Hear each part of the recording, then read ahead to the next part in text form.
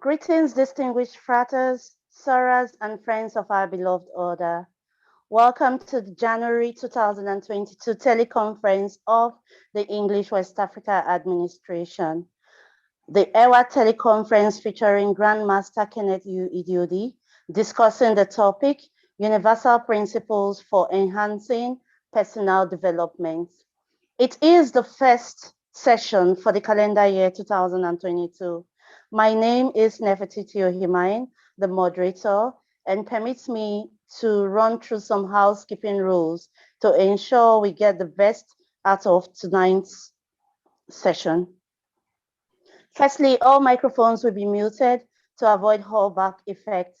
If for any reason you're not muted, kindly assist in muting yourself when you're not speaking.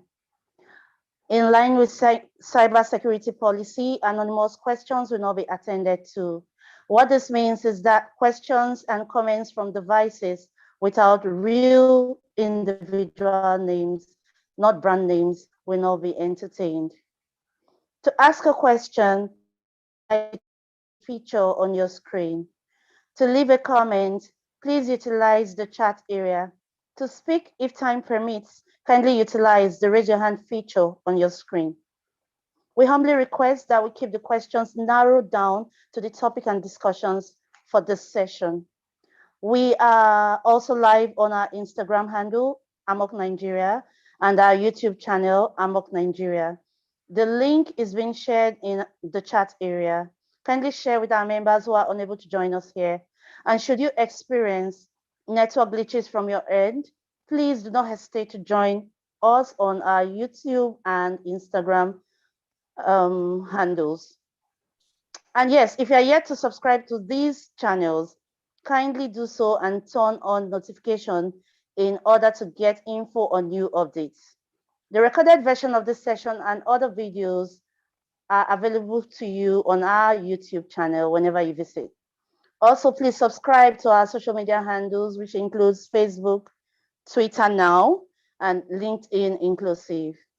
On this note, distinguished fratres, sorors, and friends, please let's welcome our most worthy Grandmaster, Frater Kenneth U. Idiodi, discussing the topic, Universal Principles to Enhancing Personal Development. Over to you, sir. We are excited to have you here.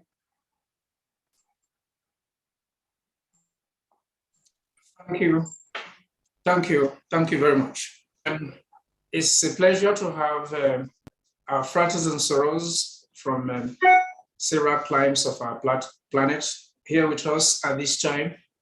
And I suggest that we sit relaxed for a short period of time and turn our consciousness inwards. God of our hearts, God of our realization, we assemble virtually in your divine presence, acknowledging you as our help in ages past and our hope for years to come. May our fratres and sorors, our families and friends, rubbing minds this evening,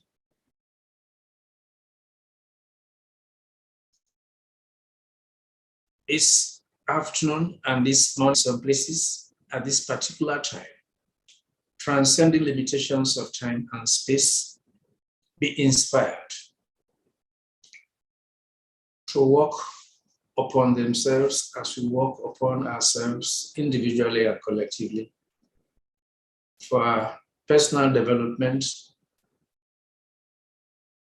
our collective development, and the welfare of our common humanity. So much it be.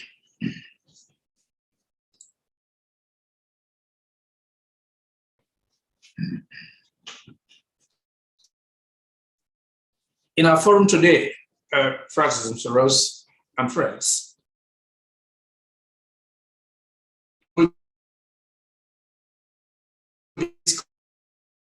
discussing a few fundamental principles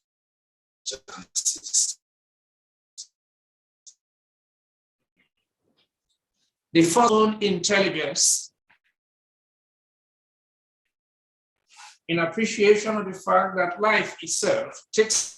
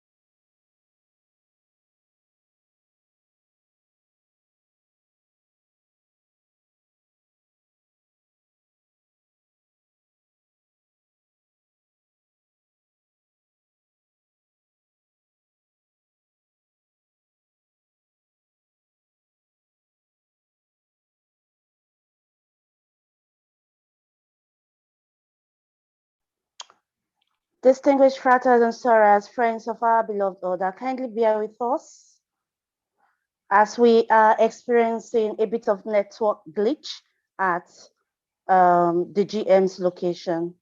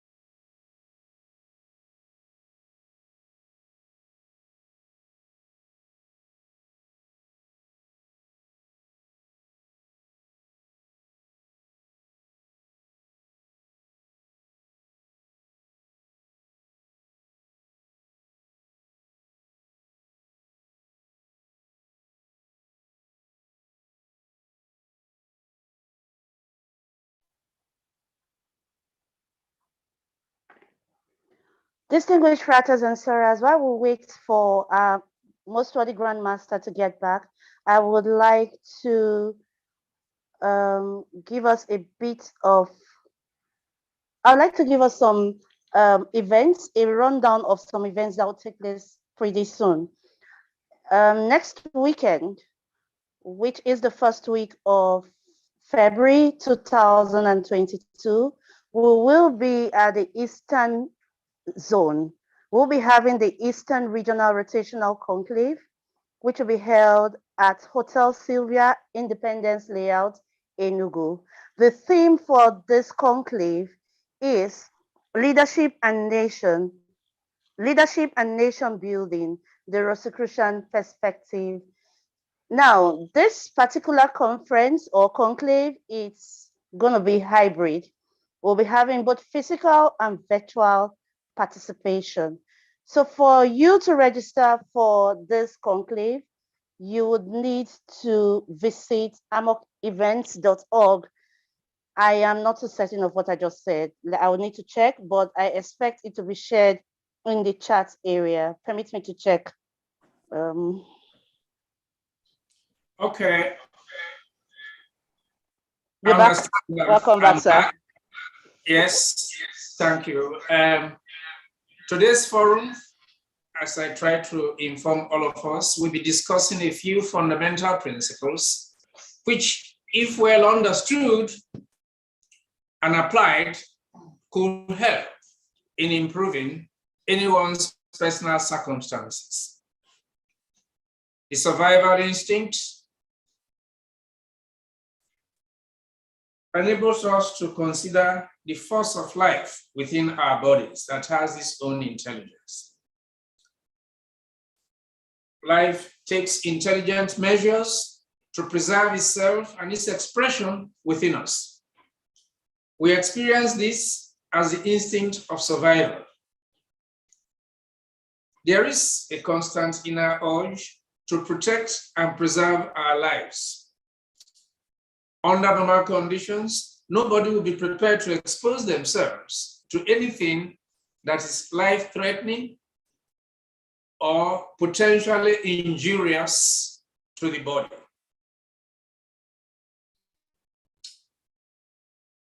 The fear we feel in the face of danger is caused by our survival instinct. For instance, if we are walking down the street and a huge dog suddenly leaps out of a nearby compound and lunges towards us, barking ferociously, we are bound to instinctively react with some level of fear. The increased heart rate and other physiological changes that the fear will cause in us prepares our body to handle the threat. We may either run away from the dog as fast as we can or confront it physically if we have the strength and courage. This is known as the fight or flight response. In the absence of danger or any direct threat to life, the survival instinct is expressed in us as a desire for personal development. By this, I mean a desire to improve our personal circumstances from what it is currently to something better in the future. By improving our circumstances, we are indirectly securing ourselves from threats to life. And this is how the growth process commences. From our aspirations, we all wish to live a better life. It is part of our nature as living beings. The particular path we choose in life depends on our individual circumstances, the knowledge we have, and our level of spiritual evolution. There are various paths from which we may choose. However, behind all, there is the same driving force. And that is the intention for improvement in some aspects of life. Reflecting generally, we may classify life into three broad categories: the physical, the mental, and the spiritual aspects of life. In the course of our lives, development occurs simultaneously in all three categories. One category may predominate over the others at different stages of our lives. For example, physical development and growth is more prominent in babies, young children, and teenagers than in the latter years of life. Mental development is more conspicuous in adults, especially after 25 years of age. The brain reaches full maturity in the frontal cortex area at age 25 years. The frontal cortex area of the brain is involved in mental analysis and judgment. It is therefore not surprising that we find that mental power is more developed after this age. When we get older and begin to decline in physical and mental vigor, the spiritual dimension of life may become more and more evident. However, whatever our age or stage in life, the desire for development in these three categories of life remains alive. Let's now consider a few principles that will help enhance development in each category. By the laws of correspondence, we should expect to find pretty much the same principles running through the physical, mental, and spiritual aspects of life. The difference from one category to another being merely differences of expression rather than of essence.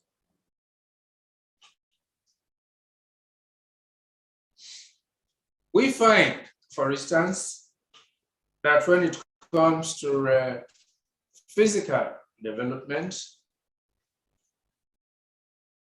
and bearing in mind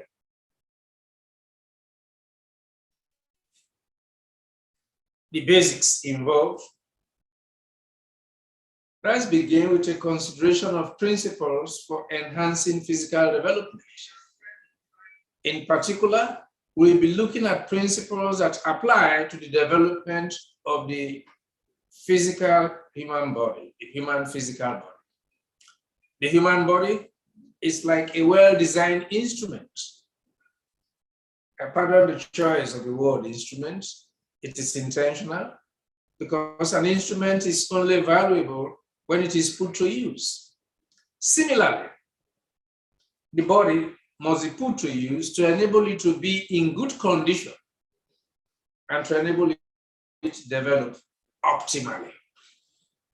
Any part of the body that is allowed to remain dormant or idle begins to atrophy. It weakens and loses its ability to function. If, for example, a person who is ill becomes bedridden for weeks, the muscles will become atrophied from lack of exercise. On recovery, great care has to be taken in moving around because the muscles will easily become sprained when attempting to do normal things like walking around or lifting objects. By gradually exercising the muscles, they will eventually return to normal function and strength. To enhance the development of the physical body, the principle of consistent application of its various functions must be observed. In other words, the body must be exercised in every way possible. People with a physically active routine may get all the exercise they need without any extra effort. For example, subsistence farmers, manual laborers, artisans, professional dancers, etc. A lot of working class people have jobs that keep them routinely seated behind a desk for long hours. This has been classified as a sedentary lifestyle and is known to be the cause of many chronic illnesses that human beings are suffering in contemporary times. The solution to this, of course, is to routinely dedicate some time to physical exercise, at least 30 minutes a day, minimum of 3 days of the week, preferably 5 days of the week. And that is the process by which we can begin to regenerate the physical body. As we use the body itself also gets used up in the process and needs to be replenished. If the body is to maintain its development, there must be proper balance between its use and its regeneration.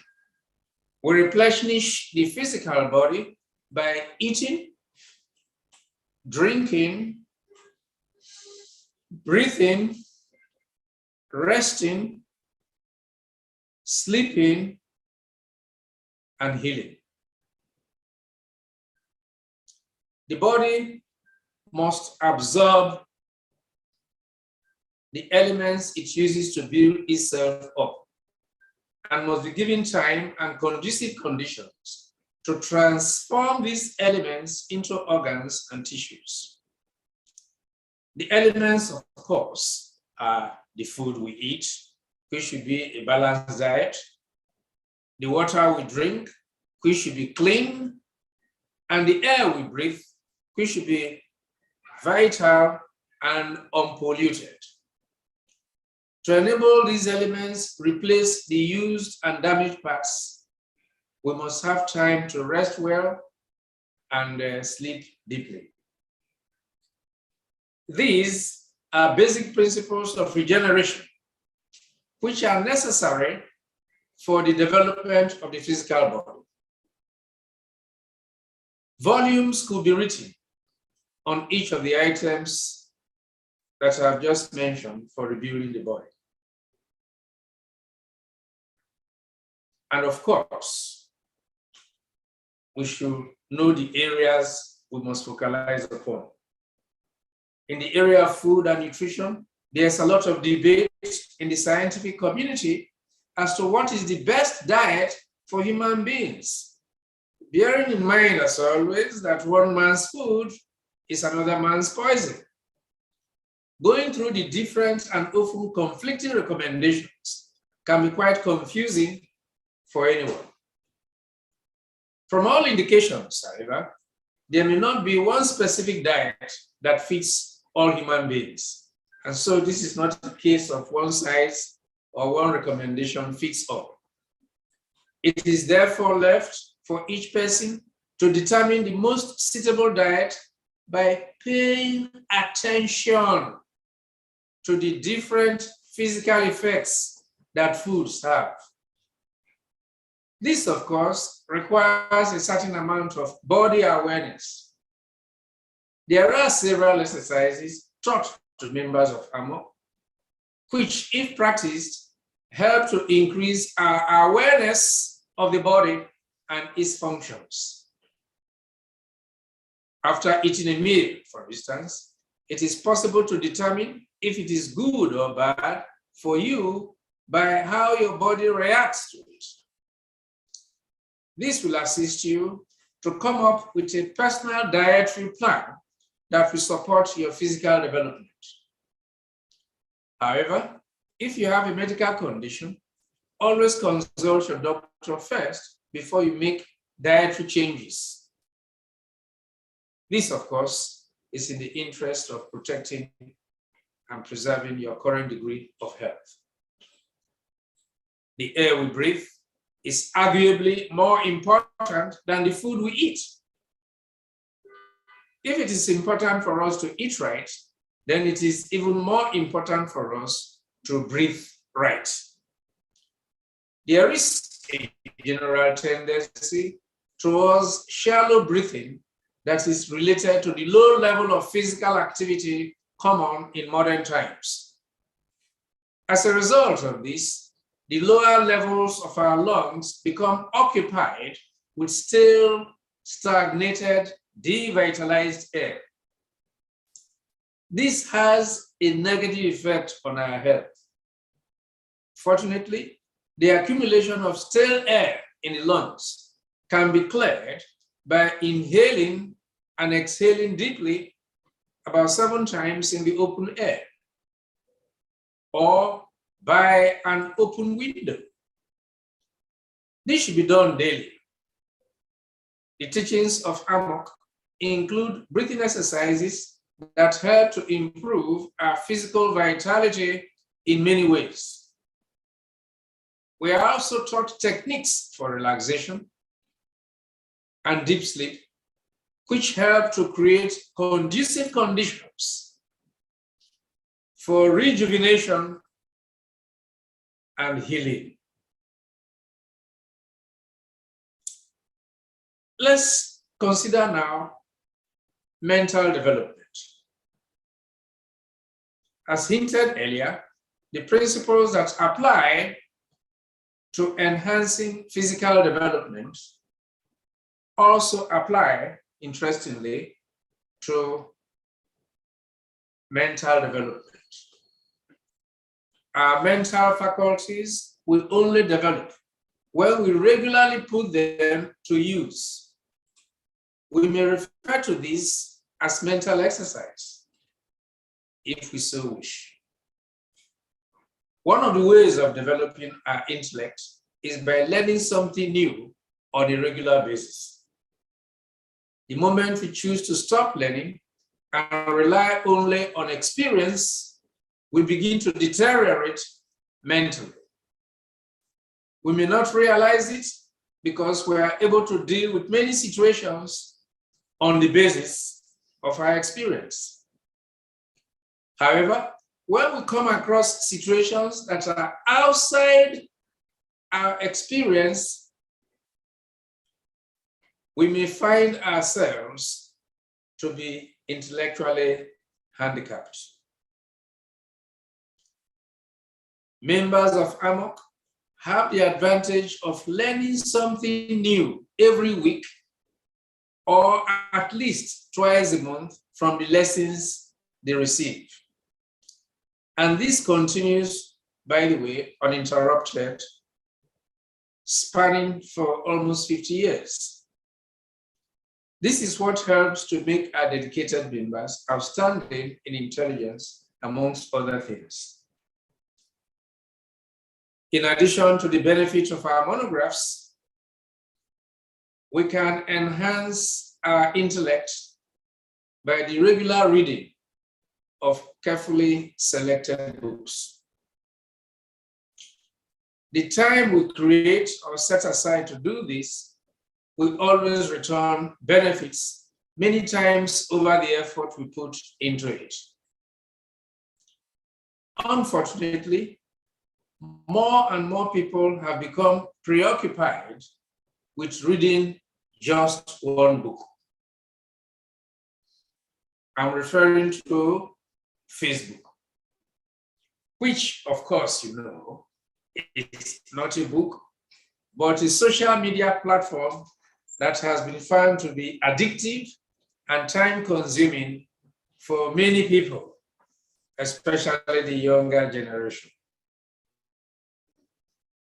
If some of such people could dedicate half of the time they put into social media to reading proper books, they will gain a lot in mental development. Brothers and sisters, friends of the order, some of our mental faculties that we put to use include concentration, imagination, recollection, and reasoning. These are put to use in daily life and can be enhanced using several simple exercises taught to members of AMOC.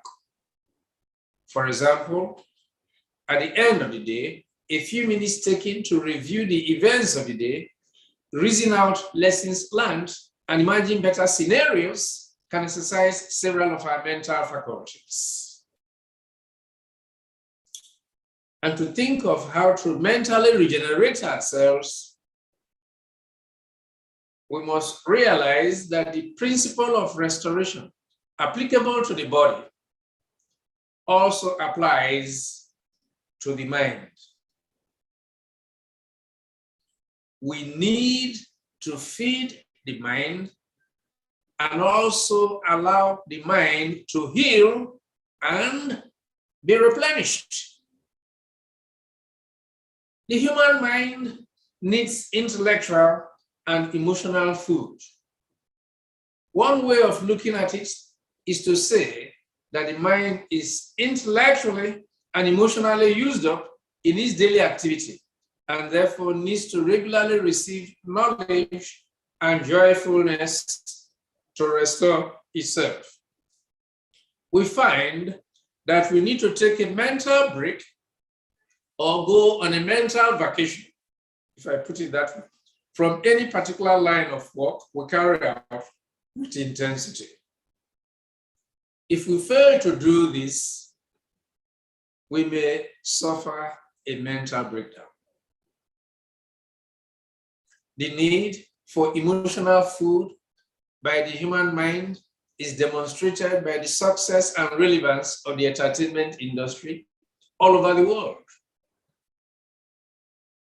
We love and idolize musicians, actors, artists, and social media influencers, mainly for the joyfulness they offer us through entertainment.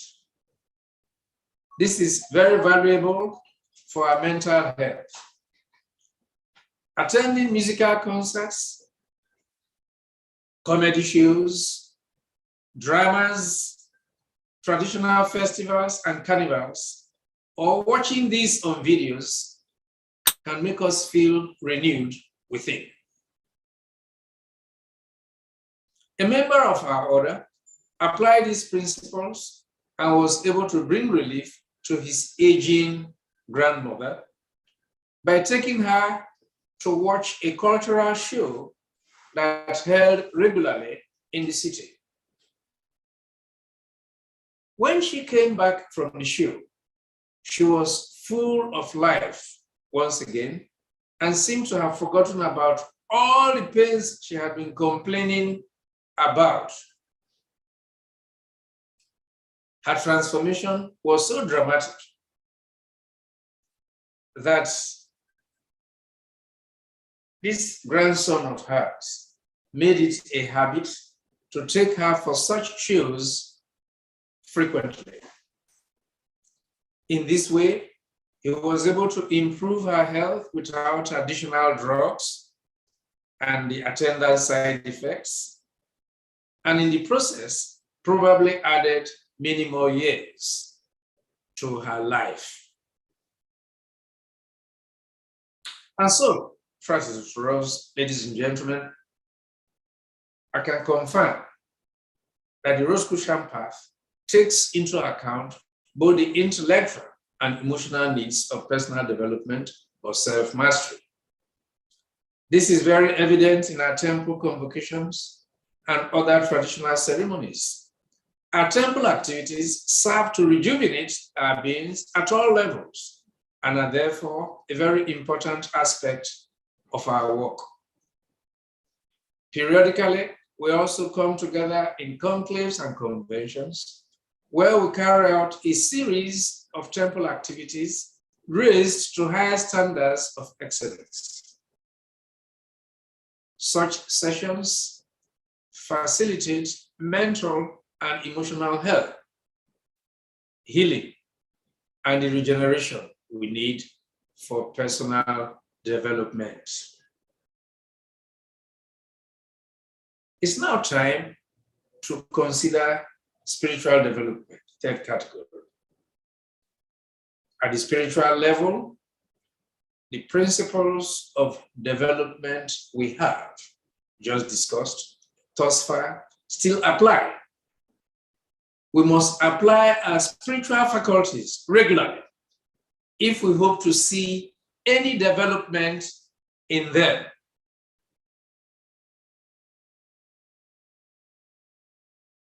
The starting point is to be aware that we are indeed spiritual beings and try to be conscious of this as much as possible throughout the day. The human being is essentially a spiritual being in a physical body and a mundane environment. We should always be conscious of this. So what does it mean to be a spiritual being? It means that there is an aspect of you that can operate beyond the limitations of your physical environment and connect with other spiritual beings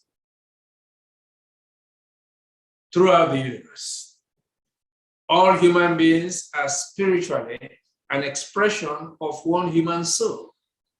This means that if the eye is indeed the window of the soul, we can see our own soul by looking deeply into the eyes of another human being. When we treat our fellow human beings as expressions of our own soul or another version of ourselves, we will be expressing our spiritual nature, as emphasized in the golden rule that we love our neighbors as ourselves and do unto others as will be done by. We can also be spiritually active by engaging in prayer, ceremonial rites, deep contemplation, and creative visualization. The more we are involved in this type of activities, the more effective we will be in getting results. Persistence is the key here. We must do this with consistency and a sense of perseverance. Then it becomes second nature. In terms of spiritual regeneration, in our spiritual practice, we must also set aside periods for rest and rejuvenation from our spiritual work. Some people go into periods of self-isolation to achieve this. The term self-isolation is now more associated, sadly, with the current coronavirus pandemic. However, with the internet and communication devices available to us, the COVID self-isolation does not necessarily qualify as a condition for spiritual isolation. And so to achieve this, we must be alone with self, with no distractions, so that we can dwell upon the sacred vibrations that emanate from within us. Members of Hammock are taught how they can, in the privacy of their homes, create a private sanctum into which they can retreat from the outer world and enjoy all the benefits of mystical isolation. We can also achieve this anywhere we are by performing the Celestial Sanctum attunement exercise. This was an exercise many centuries ago, reserved for higher initiates, which was in recent and modern times now made available to the public because of the great benefits it offers, and because of the increased understanding on the part of the public that these exercises and practices are an inherent part of our spiritual nature. When we carry out this exercise properly, we mentally and psychically rise into a private sanctum that we have created for ourselves in the celestial realm. Many persons have had life-transforming experiences through this exercise. The exercise begins with a simple ablution in which we wash our hands and then drink a glass of water, while mentally purging our minds of all negative thoughts. Then, seated quietly in a comfortable manner, we recite a simple prayer and direct our consciousness into a mentally created sanctum, which we psychically rise into. We then dwell there for some moments and become receptive to any impressions we may receive. When we are ready to end the exercise, we bring it to an end by reciting a simple prayer. Our experience when we carry out this exercise will depend on many factors, including but not limited to our personal evolution. However, the most common experience is a feeling of inner peace and well-being. A certain feeling of serenity. This should not be underrated or thought to be inferior to a more dramatic experience that may include visions and sounds. The feeling of inner peace is an indication that the universal mind is taking care of matters that may be unknown to us, but are most important for our overall welfare. This is why we may attune with the celestial sanctum without focusing on any particular desire or request. Cosmic intelligence, which knows all, will take care of our matters which are best for our personal evolution.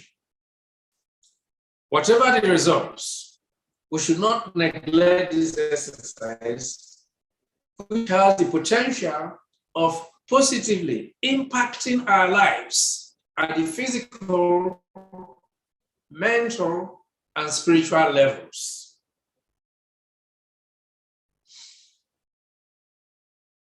In all of these considerations, there is a need for us to maintain balance, never lose balance.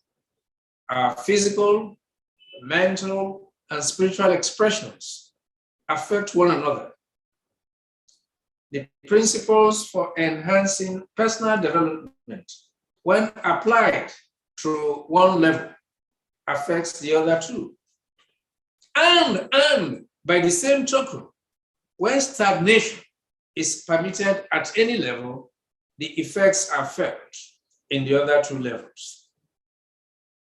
In other words, we must try to maintain a balance between our body, mind, and soul expression.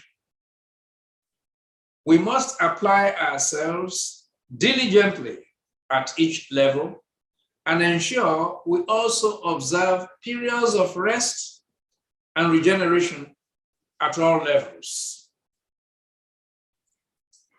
If we apply these principles, we will, in effect, be consciously directing our own personal evolution.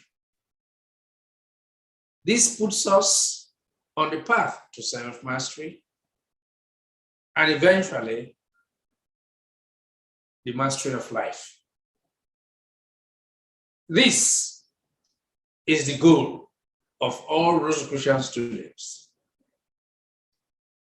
And may the light of the Rose Choir continue to illuminate our path as we dedicate ourselves to the application of universal principles for regeneration, personal growth, and effective service to humanity at both the individual level and the level of the collectivity. So much it be.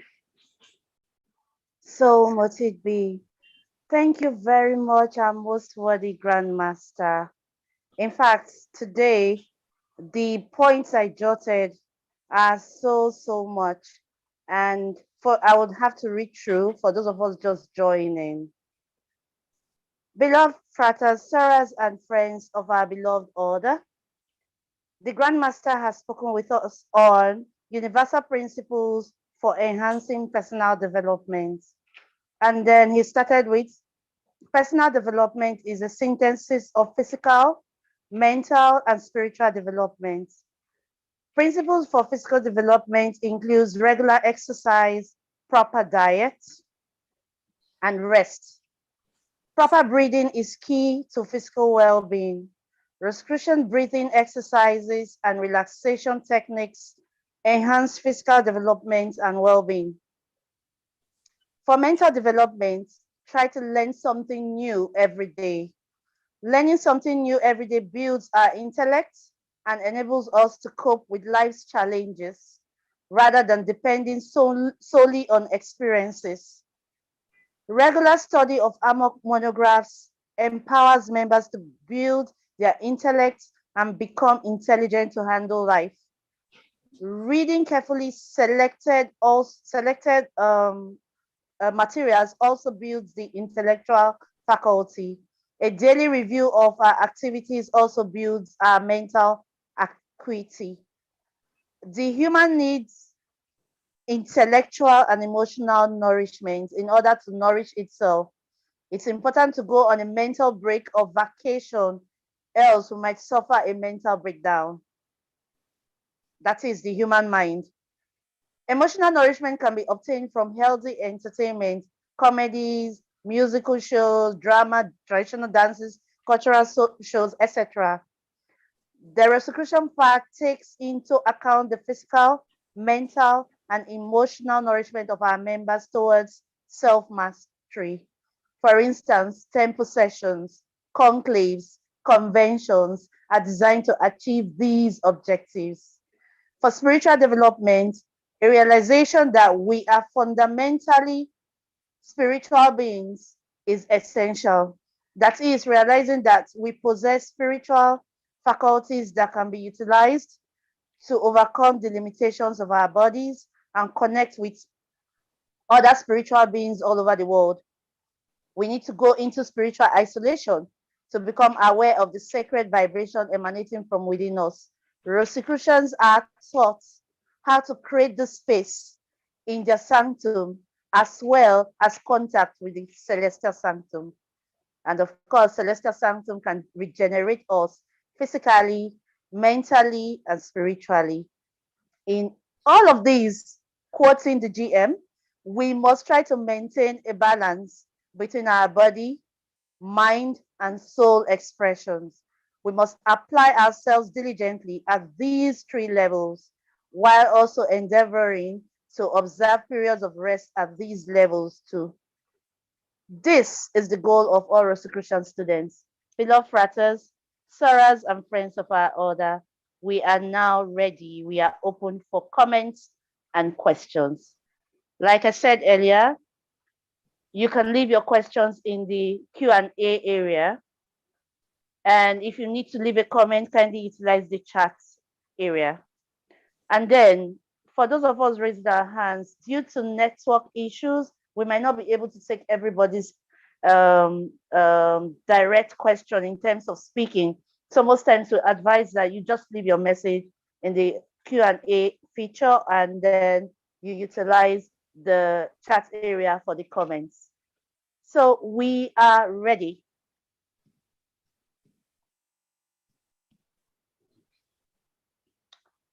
Okay. Frater Peter Igwe is asking, what is self-mastery? Okay, self-mastery is a process by which each of us, through an understanding of ourselves and our role in life and creation, can live a life in which a degree of self-discipline commits us to rendering service by whatever profession, vocation, or productive means of livelihood that we have or have worked for. Through self-mastery, we equip ourselves with what it takes to know ourselves, to understand fellow human beings, why they behave the way they do, to understand nature, to have a good grasp of our environment, the mundane plane, as well as have good insights into the inner environment that is the spirituality within us. It is varying degrees of continued application of study, contemplation, creative visualization, attunement, prayer, meditation, etc., that we gradually embark on that journey that Rosicrucians describe as the mastery of life. It begins with self-mastery, progresses into the mastery of life, and through the cosmic consciousness into illumination for service. Thank you. Thank you very much, our most worthy Grandmaster. So I would ask, some persons are actually leaving some questions in the Q&A area, but like we said at the beginning, we do not entertain anonymous questions, and we do not entertain questions from devices without real names. So I would ask some questions covering what you have asked. But if you need to ask questions, please leave your full name to protect us as well. It's a cybersecurity policy. So our beloved, our most worthy Grandmaster, how regularly should celestial sanctum periods be observed? As regularly and as frequently as anybody is capable of. We know that the excess of anything, no matter how good, is not typically Rosicrucian. Moderation is divine. But in this area, we're talking of a basic or fundamental practice that enhances our capacity for development. And we should not be placing limits upon our development. If we have the capacity to do this frequently, why not? If you are asking for my recommendation and that of most of us who have been students on this path for quite some years, I would say that unfailingly, upon rising each morning, we set aside a few minutes to be able to do this. Initially, it may take about 20 to 25 minutes, but with practice and the proficiency that comes with practice, you probably will find yourself being able to do it in 5, 6, or 7 minutes. If that is so, and you have a time budget of 30 minutes to 45 minutes a day, you can spend 15 minutes in the morning, 15 minutes at about 12 noon, which incidentally corresponds to when we do the Council of Service in various temples and centers of the Rosicrucian Order Amok globally. And then finally, before you retire to bed, end the day with some reflection, as I've stated in this presentation, some review of how you have conducted yourself in thought, utterance, and action, and then see what aspects of misconduct on your part you have to purge yourself of, and then prepare yourself for another few minutes of attunement with Celestial Sanctum as you retire to bed. So, in my view, 3 times a day is a good starting point. Needless to say, that in a normal workaday life, either in your workplace or business concern, you could be anywhere. In your car, if you are not driving, in a train, in a ship, in an aircraft. When you have a certain need within you for serenity and peace, attune with the celestial sanctum. And this may just be about 3 minutes or so, and you'll be amazed how refreshed you become after such an attunement. I will be wary about anybody who is reported to be doing this 10 times a day. You know, it's even if it were chocolate, it is not to be done like that. You know, you are approaching, you know, the most sacred place within your consciousness, which is also the consciousness of the divine. And so you do require some mental and emotional preparation, unless an emergency requires that you sink in without any of such formalities, and that is understandable. So I'm saying in effect that as frequently as you can afford to do this without disrupting other activities, you know, I will hesitate to have you do this in your office when you know the boss wants certain information, and then you want to give the excuse that you were very busy with your spiritual practice. Don't lose your job. You know, get your priorities right, have the right sense of values, commit to attunement to the celestial sanctum on a regular basis, a little bit more frequent in some days than others, but on the whole, for your own peace of mind and serenity. Next question. Thank you very much, Amos, for the Grandmaster. I think I will be merging about 2 or 3 questions because they are kind of similar. Eno Abasi Urwa is asking, many thanks, Grandmaster, for your stimulating talk. All sounds so idealistic. If this is so, why is there so much pain all over the world when there are Rosicrucians all over the world? Why is the practical application challenging? That is one.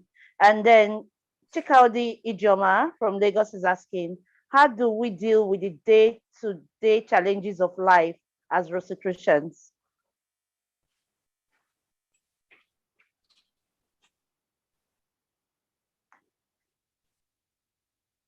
Okay, we lost you, but if I'm you here. can all hear me, oh, okay, go ahead. Was that all? Yes. I wanted to add Dr. Akin Babafemi's question of how do we synthesize the 3 levels to achieve our purpose in life? Starting with that, the body-mind-soul relationship complex of each individual is one. We talk of the body, we talk of the mind, we talk of the soul. They are one within us. Is you and I trying to classify them for the purpose of facilitating our understanding of how they function at the various levels and categories that we have placed them. But like I pointed out in this presentation, if something hits your body, your mind is involved, and of course, you know, your soul is concerned, and so on and so forth.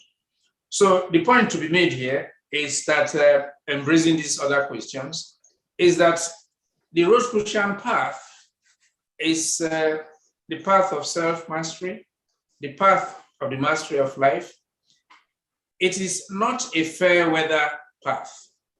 In other words, we are not afraid of difficulties and challenges in the world. They are normal. We need them because they are the real monographs when you come to think of it. They are the real lessons we have to learn.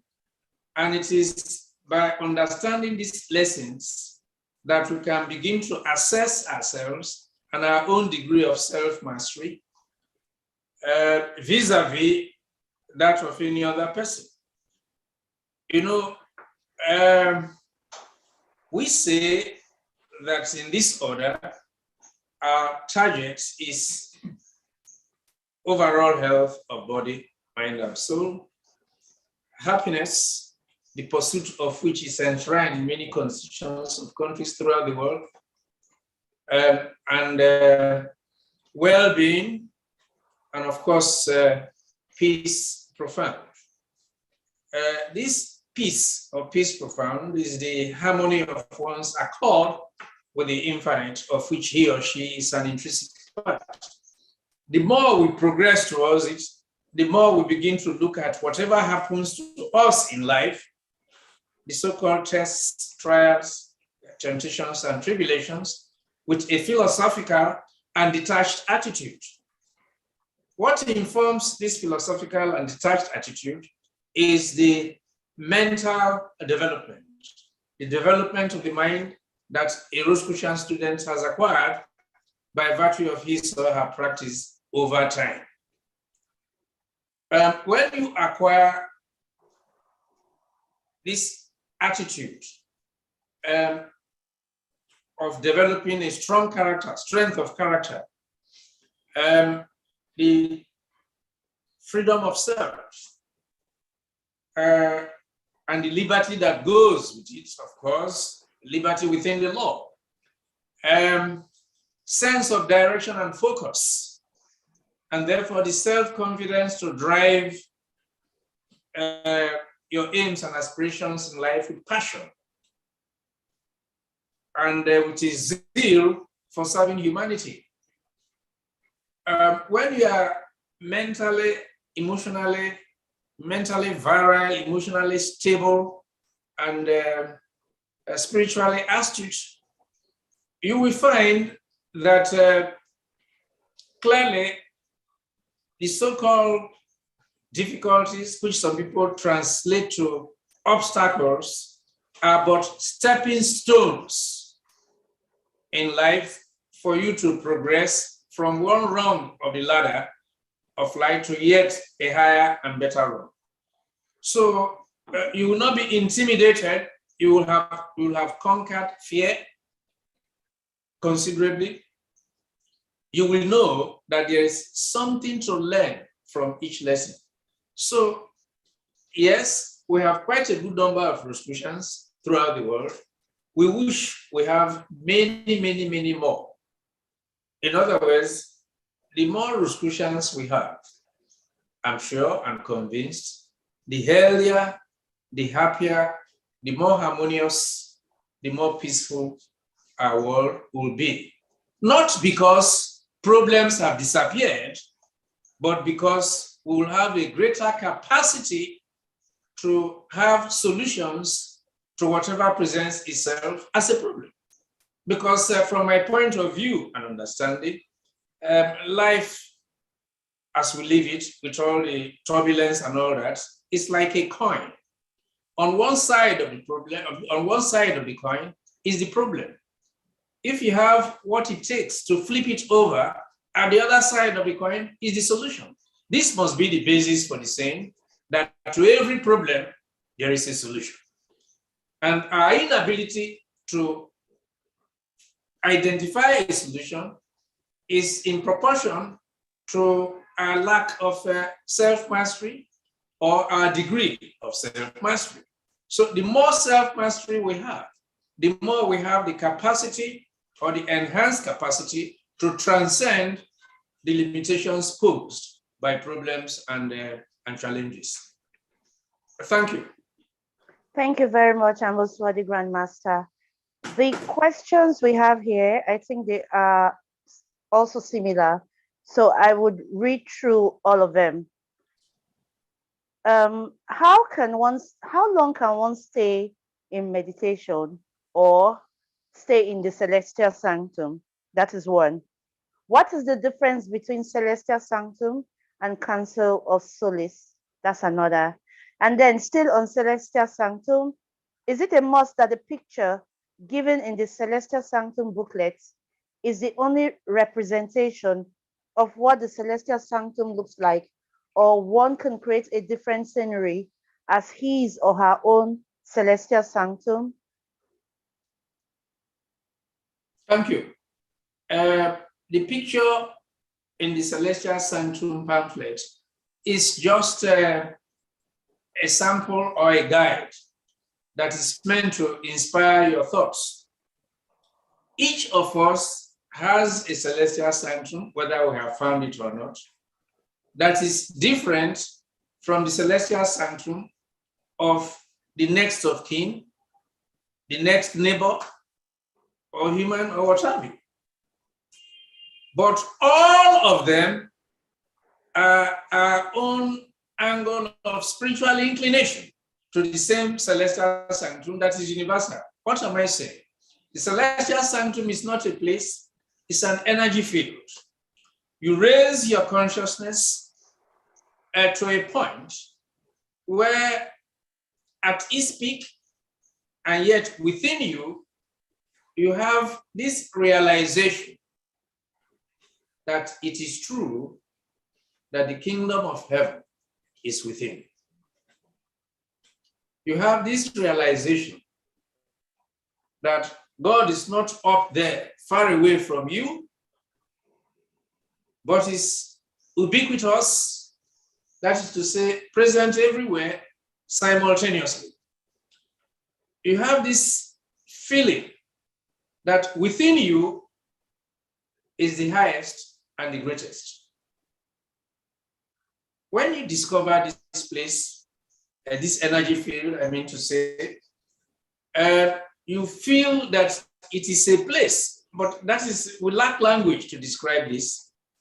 What I can say is that when you get, as you grow in this practice of attuning with the celestial sanctum, you reach a stage where you begin to identify it as a place to go. You know, but like it has been said in my father's house, there are many mansions.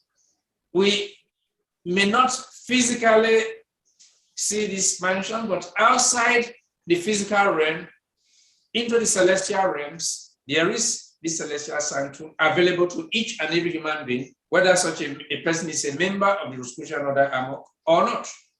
The difference between us who are members and those who are not is that we tend to discover it more readily because of our spiritual practices. That's all. Also, having had the privilege and honor of discovering this energy field, we relish it, we enjoy it, and we are so glad to share it with others.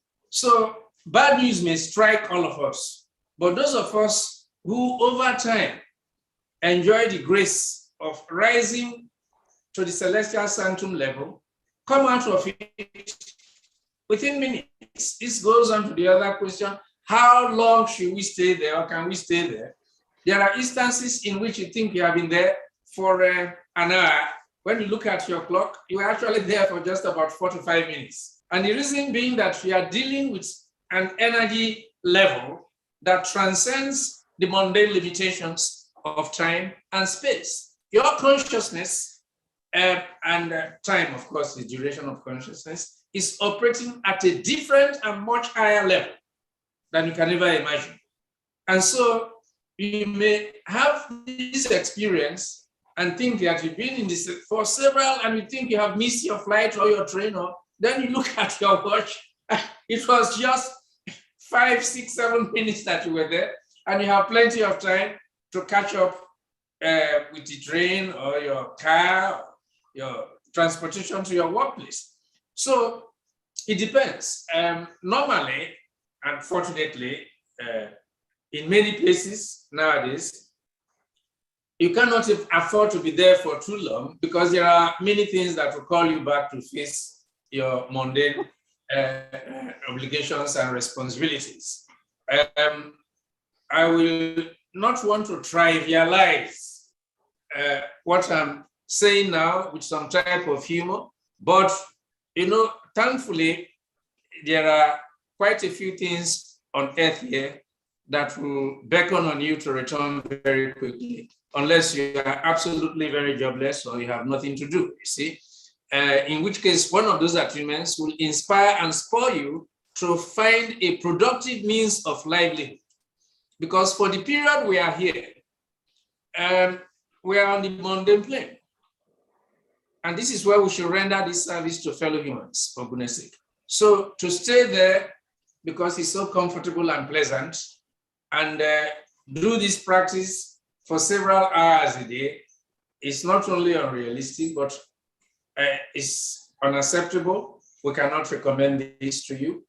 But again, the important thing is not the duration, not how long you stay there, but the quality of the achievements and the benefits that you have derived from it, and then your capacity in subsequent achievements to be able to help fellow humanity by acts of metaphysical aid, for instance, which is what brings in the dimension of the Council of Solace. The Celestial Sanctum is one thing, the Council of Solace is another, but we can do better at the level of the Council of Solace when we are acting from the level of the Celestial Sanctum. So for most Rosicrucians, all our prayers and meditations and mystical experiments and exercises are best conducted when we're able to align ourselves with the Celestial Sanctum. The results are more efficacious, and we recommend to our fratres and sorors, and even to non-members who attune with us sometimes, e.g. in occasions like this, if we do a Celestial Sanctum attunement exercise, that they do it as frequently as practicable, but not excessively. I think this is a good point to, a good place to draw the curtain. If you think there are one or two more questions, we've overshot the hour. I will close with a benediction. Okay, thank you very much, Amboso, the Grandmaster. Just one question in the chat area, in the Q&A area. We have one comment in the chat area. Then we have about 4 hands raised up as well. So would you want to take 1 or 2 from the hands raised? A lot depends on the time available. I thought we were trying to see whether we can do everything in 1 hour. 1 hour. We were short by 15 minutes already. So let me leave this a bit to your discretion this time. Okay. I can take one question more. Yeah. Okay. Let me just start with the comment in the chat area. We have lots of comments, lots of positive comments. And there's this one: excellent, Grandmaster, peace profound. I appreciate and enjoy the meeting. Mental development can be easily achieved if spiritually one is clean from atmosphere of materialism. Thank you, Master. Greetings from Nnewi, Nigeria. That's Frater James Chukwemeka, I think. Yeah.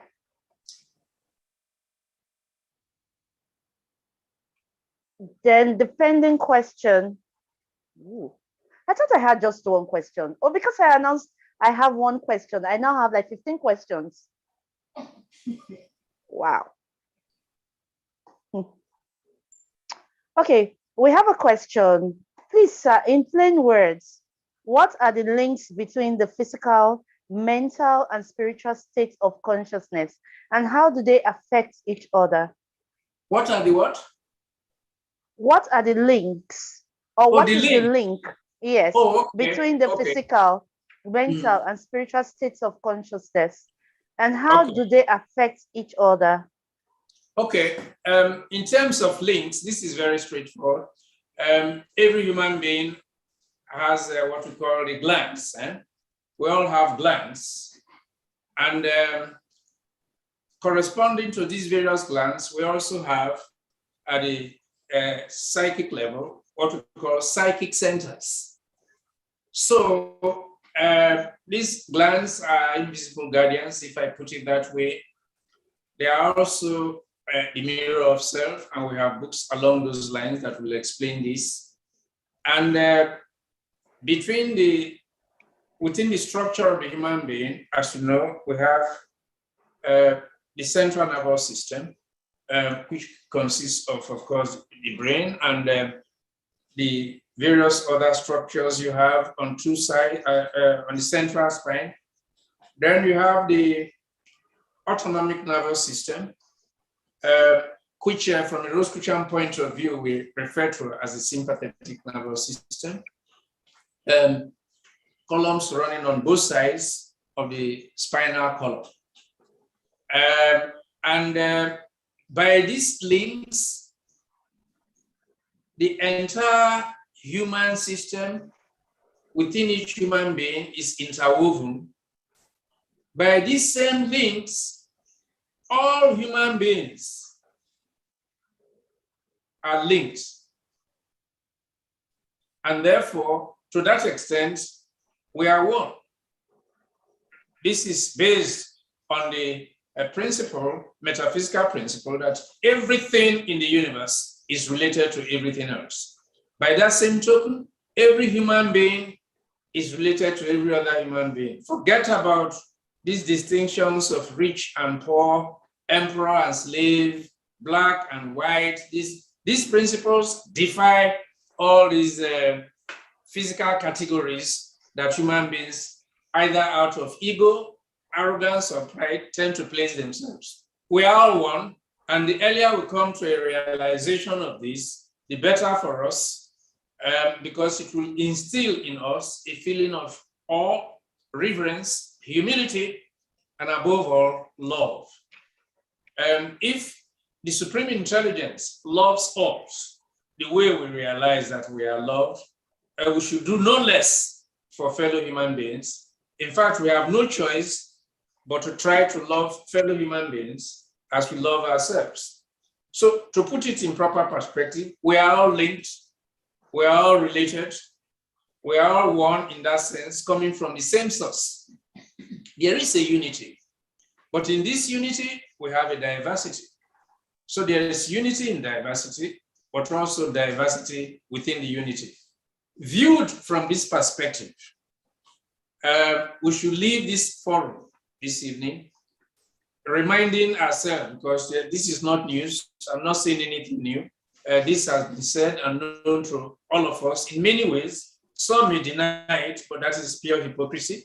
We are all one, and we should love one another, knowing that we are linked up in creation with one, even the lower kingdom, the lower animals, the vegetable kingdom, trees, flowers, the mineral kingdom, we are all linked.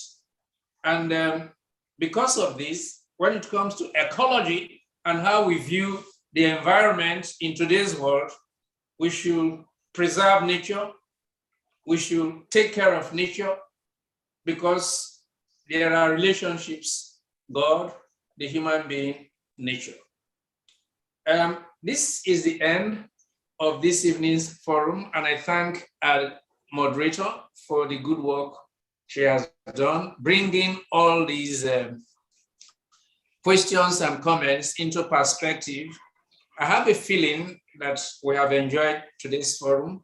We look forward to another one, and this will be through the usual medium of informing all of you, broadcasting through email, WhatsApp, and the various channels of communication that we have. On this note, I request that we all please sit relaxed and turn our consciousness inwards. Breathe in and out slowly and at your pace. And maintain an inner posture and feeling of gratitude.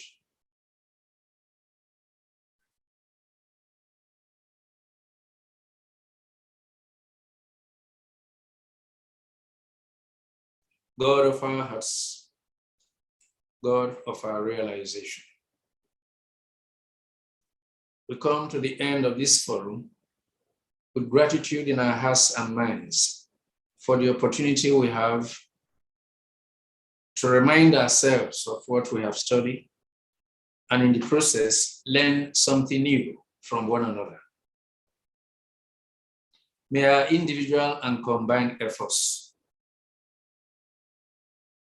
receive your divine blessings and your empowerment to continue to render service to our fellow human beings, to your glory and the building of a better world. So much it be.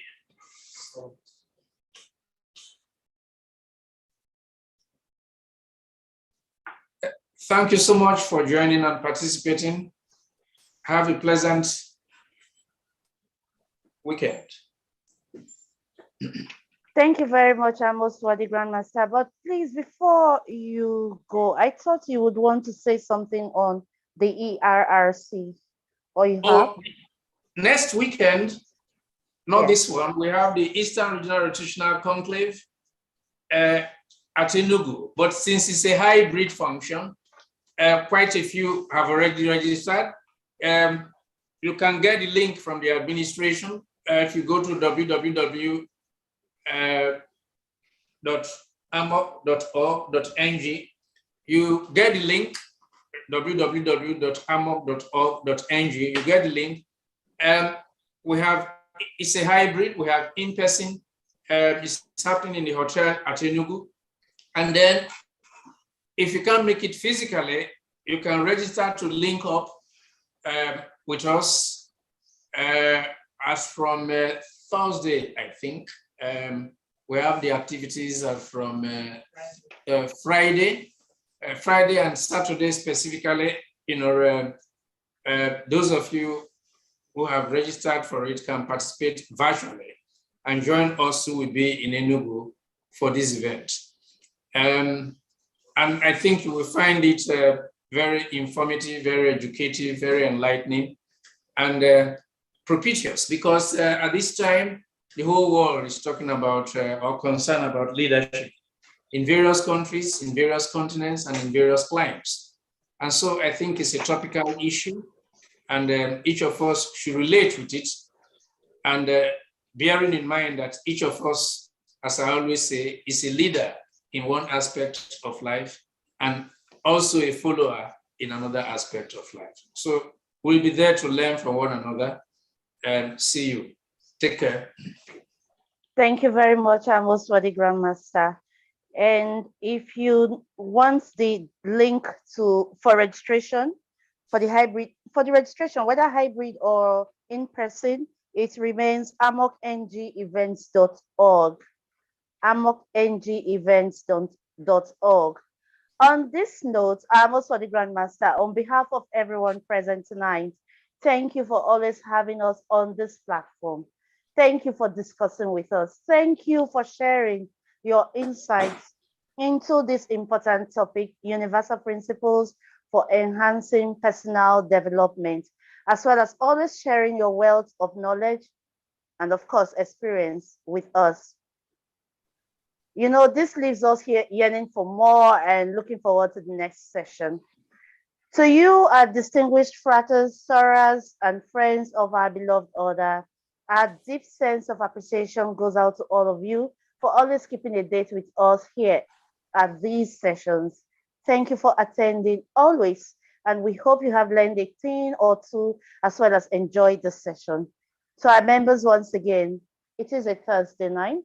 Do not forget to observe your Sanctum session. Thank you and have a good night.